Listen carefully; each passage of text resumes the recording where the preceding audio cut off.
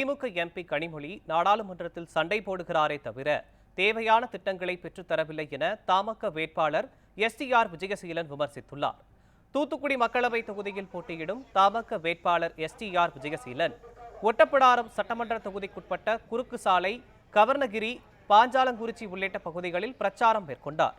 அப்போது பேசிய அவர், தான் வெற்றி பெற்றவுடன் மத்திய அரசின் அனைத்து திட்டங்களையும் தூத்துக்குடி தொகுதிக்கு பெற்றுத் தருவேன் என உறுதியளித்தார்.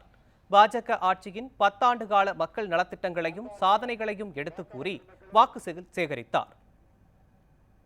நாங்கள் தான் பிரதமர் வேட்பாளரை தேர்ந்தெடுத்தோம் என்று யாராவது ஒருத்தரை அவர்களால் குறிப்பிட முடிந்ததா என்று நீங்கள் யோசித்து பாருங்கள். அவர்களுக்குள்ள எந்த ஒற்றுமையும் கிடையாது. அவருடைய ஒரே கோரிக்கை, ஒரே இது நம்முடைய பிரதமர் மோடியை அகற்ற வேண்டும். ஆனால் மக்கள் அனைவரும் பிரதமர் மோடி அவர்களின் பின்னால் இருக்கின்றார்கள். இந்த முறை 400க்கும் அதிகமான இடங்களிலே பிரதமர் மோடி அவர்கள் வெற்றி பெற்று மீண்டும் 3வது முறையாக பிரதமராக செயல்படுவார் என்று அனைத்து ஊடகங்களும் குறிப்பிடுகின்றன.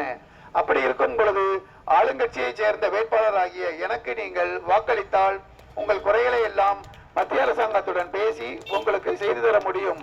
கனிமொழி அவர்கள் எதிர்கட்சியாக இல்லாமல் எதிரி கட்சியாக இருந்து கொண்டு நம்முடைய மத்திய அரசாங்கத்துடன் சண்டை போட்டுக் கொண்டே இருந்தார். மக்களுடைய பிரச்சனையை பற்றி அவர் ஒரு நாளும் பேசவில்லை.